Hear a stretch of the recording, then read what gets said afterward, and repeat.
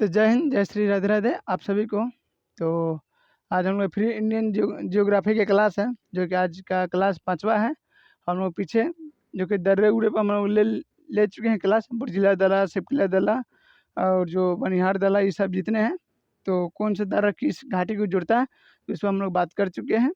और अब अभी तक आप क्लास नहीं देखे तो जाकर प्ले लिस्ट में आप देख सकते हैं, ठीक है। तो ये क्लास जो है, आप किसी भी एग्ज़ाम की तैयारी कर रहे हैं तो बेफिक्र होकर पढ़िए, आराम से एग्ज़ाम क्वालिफाइन होगा, बस ईमानदारी से पढ़िएगा, ठीक है। तो हम लोग बिना देरी करते हुए हम लोग क्लास को स्टार्ट करते हैं। तो आज के क्लास हम लोग को फिर जैसे कि आप जानते हैं, थोड़ा ये फ्लैग नीचा हो गया ना, ठीक है, अब ठीक हो गया, क्या कि ये हमारे देश का ये शान है। तो ठीक है, हम लोग आज इंडियन जियोग्राफी यानी भारत के भूगोल फिर से हम लोग चालू करते हैं। तो आप देख सके तुजू दर्रा, ठीक है। तो हम लोग 2-4 दर्रे बच गए थे, तो इस पर भी हम लोग बात कर लेते हैं। तो जो तुजू दर्रे हैं ये मणिपुर में है, ठीक है। और ये भारत और म्यांमार के बीच रास्ता यानी जाने आने का मार्ग है, ठीक है। जो और सिपकिला दर्रे है जो कि शिमला से तिब्बत तक जाने का मार्ग है। शिमला कहाँ पड़ता है, तो हिमाचल प्रदेश में पड़ता है। और तिब्बत आप जानबे करते हैं कि अभी चाइना के कब्जे में है, जो 1959-60 में यहाँ हफिया लिया था इस पर। और तिब्बत की राजधानी कहाँ है, लाहसा है। तो आप देखते हैं सिपकिला दर्रा किसको किसको जोड़ता है, तो शिमला को और तिब्बत को जोड़ता है। और एक पुल है जो कि हम जीवित जल पुल कहते हैं, ठीक है, जीवित जल पुल कहते हैं, जो कि मेघालय में यह पुल पाया जाता है। और ये जो बनाते हैं ना, मेघालय की जो खासी जनजातियाँ हैं, ये ट्री पेड़ के जो शाखाएँ होते हैं, यानी आप कह लीजिए कि शोरूम, तो इसको जलधारा को में इसको अथी करके एक शोर के जैसे एक दूसरे पर बांध के उन्होंने पुल बनाया है, जैसे आने जाने के लिए। यानी खासी जनजातियाँ ने एक मेघालय में जीवित जल पुल बनाया है, जो कि आज भी टूरिज्म के लिए यह बहुत बड़ा केंद्र बना है। जिसे इसको स्थानीय भाषा में इस पुल को क्या कहते हैं, जिंग केंग इरो कहते हैं इसको स्थानीय भाषा में। वहाँ के मेघालय भाषा में इसको कहते हैं किसको, जीवित जल पुल को मेघालय में ये पाया जाता है, जो कि खारो जनजातियाँ हैं उसको द्वारा बनाया गया है। रबर ट्री पेड़ पेड़ कहते हैं, ठीक है। और इसको स्थानीय भाषा में जिंग केंग इरो कहते हैं। और जो 3 अर्ध चंद्राकार जो समुद्र तट जो कि कन्याकुमारी में आपको देखने को मिलेगा, 3 जो चंद्र अर्धकार के जो पर्सन है, तो आपको चंद्र आप इसको देखिएगा, जो चंदा आपको देखते हैं, सपोज कि गोल है, गोल थोड़ा बना लेते हैं।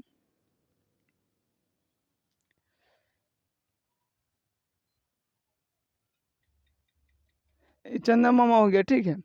तो इसमें 3 चंद्र आधाकार का मतलब आप देख सकते हैं कि कुछ इस तरह का आपको फिगर मिलेगा आपको, कि आप देख सकते हैं यहाँ,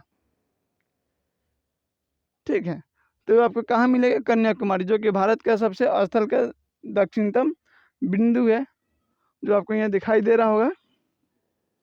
तो 3 अर्ध जो कि चंद्राकार समुद्र तट है, जो कि कन्याकुमारी आपको देखने को मिलेगा। भारत में जो रामेश्वरम, जो कि कन्याकुमारी की बात हम कर रहे हैं, जो आपको ये वाला पर्सन है, ठीक है। हम थोड़ा यहाँ श्रीलंका के मैप को ड्रॉ कर लेते हैं। तो श्रीलंका को हम लोग हिंद महासागर के आंसुओं का बूंद कहते हैं, ठीक है। क्या क्या देखिएगा कि महासागर में एक आंसू के बूंद के टाइप का इस अति है। तो जो आप देख रहे हैं यहाँ, जो ये वाला अति पर्सन जिसे हम लोग रामेश्वरम कहते हैं, इसमें रामेश्वरम के निकट एक धनुषकोडी है, ठीक है। धनुषकोडी आप सब लोग जानते होंगे। और श्रीलंका में जो कि तलैया मन्नार के बीच में, श्रीलंका में एक तलैया मन्नार की खाड़ी पड़ता है, जो हम लोग इधर मन्नार की खाड़ी भी कहते हैं इसको। तलैया मन्नार के बीच में एक समुद्र में डूबी हुई परवाल द्वीप की एक रेखा है। देखो श्रीलंका में लोग क्या कहते हैं, या लोग वैज्ञानिक मानते हैं क्या है कि ये जो है समुद्र में परवाल भित्ति, जानते हैं परवाल भित्ति, तो उनके कहना है कि ये परवाल द्वीप जो है एक डूबा हुआ रेखा है, ठीक है, जो आदम ने बनाया था, जिसे हम लोग आदम पुल भी कहते हैं, ठीक है। बाकी ये भारत का एक सबसे बड़ा महाकाव्य का एक आस्था है, जिसे रामायण या भगवान श्री रामचंद्र के माना जाता है कि उन्होंने ये पुल का निर्माण किया था। भले देखिए आप साइंस को मानिएगा ना तो अध्यात्म को आप नहीं मान सकते, ठीक है, और अध्यात्म को मानिएगा तो साइंस को नहीं मान सकते। बाकी हाँ, जो पढ़े लिखे व्यक्ति है अगर समझदार है तो ये दोनों बात के मानता है। क्या कि देखिए लोग भगवान को देखे नहीं है, जाहिर सी बात है। बाकी हाँ, जो हमारे शास्त्र के माध्यम से लिखा गया है और जो बातें सच है उस पर हम लोग मानते हैं। तो इस दोनों का अपन अलग अलग, ये भौतिक रूप से अपना साइंस अपना चलता है और अलौकिक रूप से ये धर्म ये चलता है। तो धर्म के पर्सन धर्म पर रहने दीजिए, जो आपको पेपर में आएगा उसको आप टिक कर लीजिएगा, ठीक है। तो ये मानता है क्या कि धनुषकोडी और श्रीलंका के जो जाफना वाला पर्सन देखते हैं, रियल में देखिएगा जाफना का जो श्रीलंका का जो तटरेखा है यानी सीमा भारत से नहीं लगता है, वो लगता है किसी से, जाफना से, ठीक। जो एलिफेंटा दर्रे के द्वारा जाफना और श्रीलंका अलग होता है एक दूसरे से।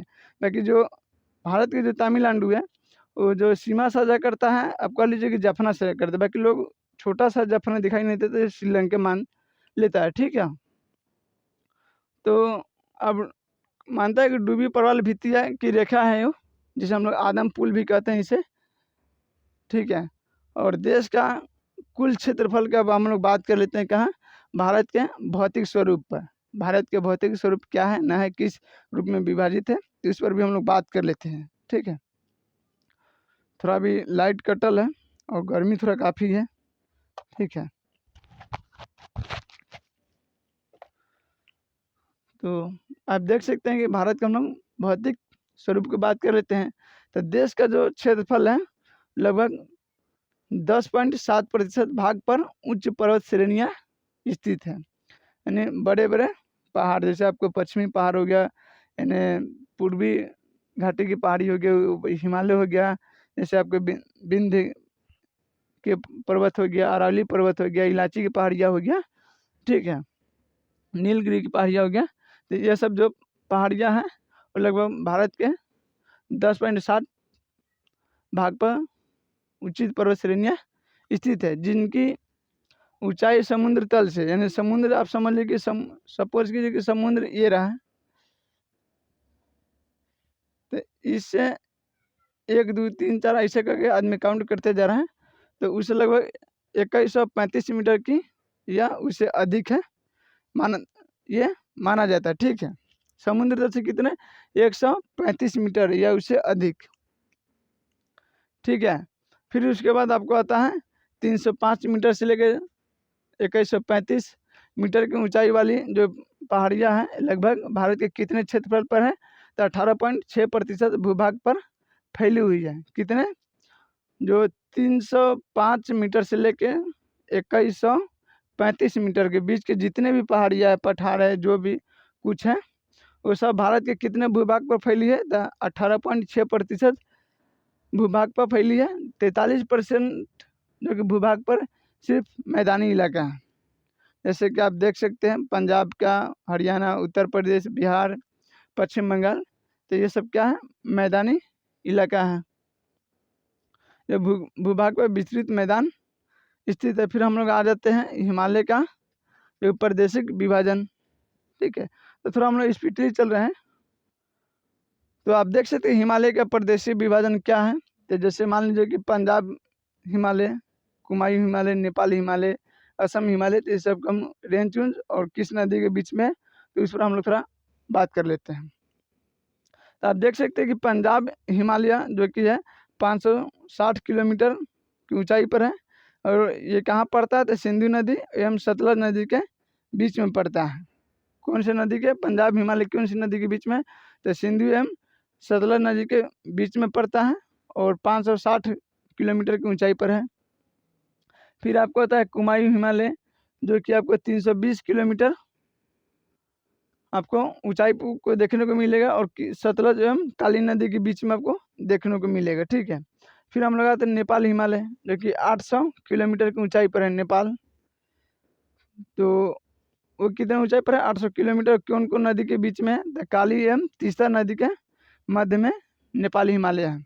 फिर आते हैं असम हिमालय। असम हिमालय जो कि 720 किलोमीटर की ऊंचाई पर है, और जो तीस्ता एवं दिहांग नदी के मध्य यह स्थित है। ठीक है, तो आप देख लिए क्या हम लोग 5वां क्लास था, और हम लोग छोटे छोटे क्लास ही आपको ले पा रहे हैं। अभी